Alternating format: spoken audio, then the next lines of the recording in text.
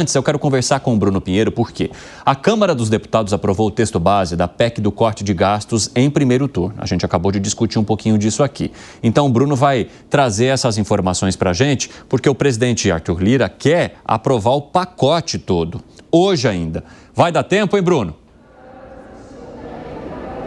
Já estão, inclusive, analisando um requerimento, que é retirando, então, essa obrigatoriedade, a necessidade, Evandro, de realizar 5 sessões no intervalo, já que esta é a última sessão. Então, esse requerimento sendo aceito, fica de fora esse intervalo com 5 sessões e aí consegue continuar esta sessão ainda hoje e liquidar essa agenda econômica, que é justamente o interesse do governo federal em equilibrar as contas do governo. Arthur Lira conversou com jornalistas e fez uma fala agora há pouco, após essa votação. Vamos ouvir o que disse Arthur Lira. Com relação à PEC, eu acho que ontem, pelo adiantar da hora, corria risco de quórum, e a oportunidade hoje de um debate franqueado, presencial e virtual, pode dar mais oportunidade de um quórum mais qualificado para que se alcance o número mínimo.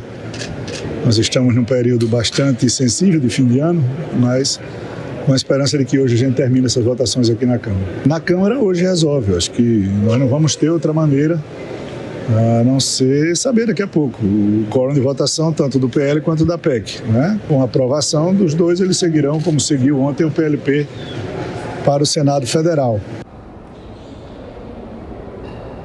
Evandro, rapidamente aí, com quem eu conversei antes dessa votação, o que eu ouvi, que foi necessário um acordo tanto de líderes do governo, líderes da oposição, para chegar no entendimento. Ontem à noite havia uma força-tarefa por parte da presidência da Câmara, mas o que eu ouvi nos bastidores é que não existe o que se respeitar tanto ou levar tanto a sério essa exigência do presidente Arthur Lira, já que ele está no seu final de mandato e não vai ordenar muita coisa nos próximos dias. Então, honrar um compromisso ou não, fechar algum acordo ou não, siga algo muito a depender do que está em negociação, que isso seria resolvido de última hora. Então, a gente consegue sentir já, como o Zé Maria sempre fala, essa reta final de mandato não tem muito efeito sobre os parlamentares quando se fala na construção de um acordo, chamar numa responsabilidade, numa votação de uma importante matéria. Então, foi necessário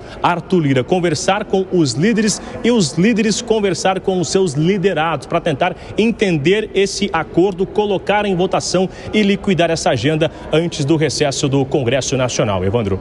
Muito obrigado pelas informações, Bruno Pinheiro. A gente vai analisar isso também depois do break, mas eu já quero trazer um pouquinho aqui, porque, Alan Gani, o que a gente tem até esse momento no primeiro turno é que o texto, além de ter sido desidratado, manteve brechas para a concessão ou a manutenção de supersalários, que é o oposto do que se busca quando a gente fala em contenção de gastos, né?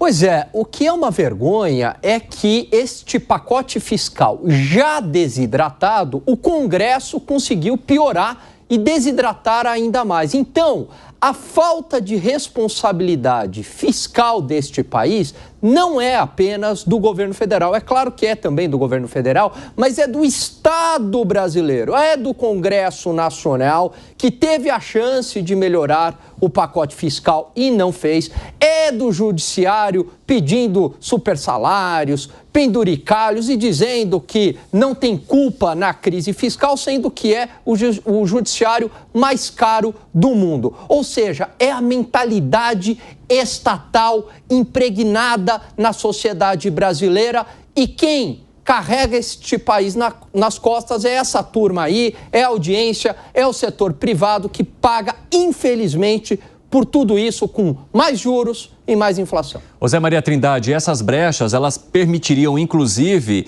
a manutenção dos penduricalhos, que são outro problema hoje quando a gente fala do servidor público. Essa PEC é uma armadilha, porque ela reúne vários desafetos, ela reúne pessoas prejudicadas. E quando prejudicados se reúnem e formam um grupo fechado, que fica muito difícil. Veja bem, o Constituinte de 88 colocou a emenda à Constituição como uma coisa grave, séria, e colocou dificuldades. Primeiro, um quórum qualificado, 308 votos favoráveis. Se for 307 contra 1, não é aprovado. Tem que ter 308 votos, sim, o tal quórum qualificado, para ter uma ideia. E um interstício entre primeiro e segundo turno de 5 sessões, né? E aí o que eles vão fazer? Votar o fim ou a dispensa do interstício desses 5 dias e votar tudo hoje. Aí dá tempo para votar no Senado Federal. Agora imagina, o Senado recebe hoje uma emenda à Constituição e vota amanhã essa emenda à Constituição. Isso não é normal num processo legislativo. Agora, o que aconteceu aí? Os bastidores. Em primeiro lugar, o Distrito Federal cortaram o Fundo Constitucional, que garante aqui o pagamento de salários para a segurança pública, para a educação e saúde. Então, já ganhou o voto contrário do Distrito Federal. O pessoal do Fundeb está me procurando, me mandando história que, olha, o Fundeb vai perder e tal, e tal, e tal. Fundeb também perdeu um monte de deputado que defende a educação. Aí os militares, mensagem, olha, aqui estamos perdendo 16 bilhões de reais, está sendo desequilibrado e tal, e tal. Outros fundos constitucionais. E reuniram os inimigos do pacote, porque aqui todo mundo cuida do seu metro quadrado. E é essa a dificuldade. E qual a definição? Aprovar a emenda com essa desidratação e forçar o governo a fazer cortes no futuro. Já estão falando, Ciro, numa nova reforma da Previdência. Vixe, o que você acha, Piperno? Um minutinho aí para você. Bom, primeiro que na oposição ao pacote houve uma aliança inusitada, né? Votaram contra majoritariamente PL, Novo e PSOL. Enfim, o presidente Lula, até onde eu sei, ele apoiou decisivamente, enfim, o Boulos. A política tem das uniões prefeito improváveis. De São Paulo, e agora, o que recebe em troca? O fato é que, depois a gente fala mais sobre o pacote, mas o pessoal precisa parar de ser esquerda de boteco. Segré, 30 segundinhos aí, depois a gente, só para aquela pitada, e depois a gente volta. Na política, a dúvida não é se alguém vai te trair, é quando. E aí o Zé Maria Trindade, ou Gustavo Segré, estava trazendo o quanto cada bancada ou cada grupo vai lutando para manter o seu e o quanto essas articulações vão demandando justamente a desidratação. Então, o presidente Arthur Lira, diante da busca por apoio para aprovar o projeto antes do recesso, vai fazendo e deliberando essas costuras para que o negócio seja aprovado. Só que não da maneira que era previsto. Isso, de certa forma, simboliza parte de uma derrota dentro da ideia que veio e partiu do ministro da Fazenda e daquilo que sai, de fato, do Congresso? E essa derrota seria, no caso, para o governo federal? O governo tem 2 desafios aí, Evandro. O primeiro, aquilo que ele mandou ser tratado e eventualmente aprovado. Já ficou claro que aquele que ele mandou pode até ser tratado, mas não será aprovado dessa forma.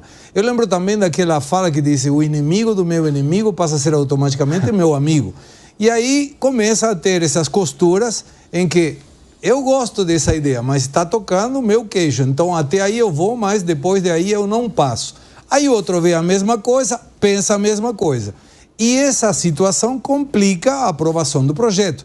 Aí o governo tem o segundo problema, de ter enviado um projeto com uma tentativa, uma intenção, e que seja aprovado outro projeto que obrigue a um projeto novo a partir de 2025, por exemplo, da Previdência. Fica muito claro que a lei, como está hoje, da Previdência, vai para o buraco em curto prazo. Tem que ter outra nova lei da Previdência. Só que o governo não sei se ele vai querer assumir esse custo político. Mas fica muito claro também para todo mundo, mesmo que o governo não queira aceitar isso, que ou ele corta o gasto de verdade, ou o gasto pode cortar as ações que o governo possa fazer em 2025. Gani, a partir dessa votação, daquilo que está sendo definido ali dentro do Congresso, é possível entender, então, por que o mercado financeiro continua desgostoso com esse projeto? Com certeza, porque não vê nenhuma sinalização do ponto de vista qualitativo da melhora do gasto público.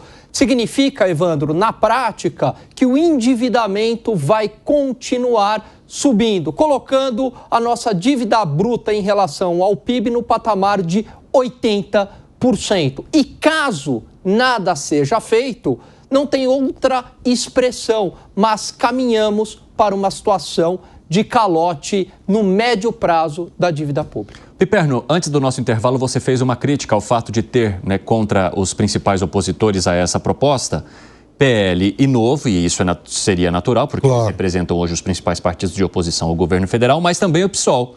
Ou seja, uma união meio improvável, né? Surpreendente, de um partido que faz parte da base governista e integrar uma oposição a um projeto que foi apresentado pelo governo. Discorra mais sobre isso. O PSOL agiu como a esquerda de boteco, que tem soluções fáceis em todas as conversas informais, em bares e tal, mas no mundo real as coisas não são assim. Tá aí o PT que chegou. E aí eu sempre me recordo daquela manifestação do presidente Lula, até para o público interno lá do PT, dizendo, gente, seguinte, nós elegemos 60 e poucos deputados, 13%. Se não fizermos acordos com outras forças, não tem governo. Ora, parece que o PSOL ainda não precisa aprender um pouco mais, sobretudo em relação à aritmética e coordenação política. Então, é claro que o pacote, ele traz, sim, alguns ônus em relação à tradicional base que elege partidos de esquerda, inclusive o presidente Lula. Mas também é hora de dialogar com eles e falar, olha, há momentos em que não dá para fazer todas as concessões.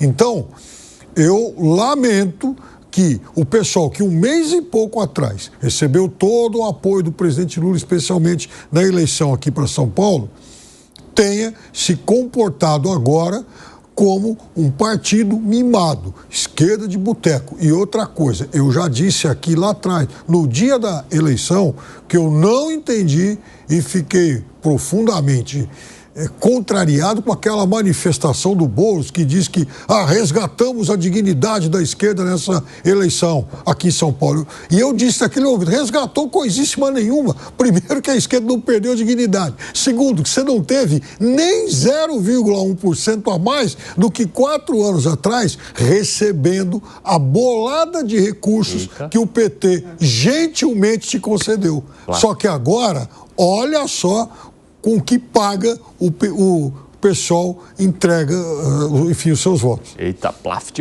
Fala, Segré. Eu queria fazer uma pergunta para o Pipeno, mas complemento além da pergunta. A pergunta é, será que o pessoal não está querendo abandonar o barco agora? Já te passo, Zé. A coisa não está tão legal. E a outra é a credibilidade que está perdendo a esquerda, não é a dignidade, porque está prometendo um monte de coisa que não está cumprindo. Bom, ela está cumprindo, ela está tentando. O que ela não está cumprindo exatamente? O que ela não está... Aliás, por exemplo, o ano passado caiu bastante o preço da carne, a inflação caiu. 2024, isso. A gente tem que pagar hoje, não pode pagar em função do dinheiro do ano passado. A inflação caiu em relação ao que herdou, o emprego aumentou, né? Temos números vistosos aí de emprego, um monte de gente, a economia cresceu. Essa quantidade, ou seja, que entrou 103 milhões de pessoas trabalhando. Aliás, antes não chegava nem a 100, agora são 103 milhões. Ou seja, então tem muito mais emprego para todo mundo. Seu Zé Maria Trindade, fala aí, de que maneira que essa contrariedade do PSOL bateu para o governo, hein? Pois é, e não foi só no PSOL, não. No PT, muita gente votou ali contrariada, aquele voto assim, ó, com o nariz tapado e votando assim. Então, olha... o PL também se dividiu. O PL, 18 deputados votaram a favor, né? E 73 contra, 2 não foram lá. O PT, 3 deputados petistas votaram contra, simplesmente votaram contra. O PP, 38 sim, 12 não. O Republicanos, 39 sim, 3 não. O MDB 36-6, o PDT 34-6. Agora, veja bem, o PDT, 17 votos a favor e 1 contra. E o PSB, todos votaram a favor. É o que eu sempre digo aí sobre o PSOL e o Novo, né? Todo mundo aqui fica olhando ao posicionamento do Novo, e eu acho que o Novo é o PSOL da direita. É verdade, faz sentido. Que foi, Piperno? Enfim, o contrário. Agora, o fato é o seguinte, vê como que é bom negociar com o Centrão. O Centrão entregou a maior parte dos votos. O pessoal, nenhum. Vamos lá. Vamos continuar para a gente trazer outros Centrão, assuntos. Cine. O que foi, Zé? Fala. O Centrão é como o aplicativo, como o Uber, né? Ele te promete te pegar aqui e entregar ali, mas cobra.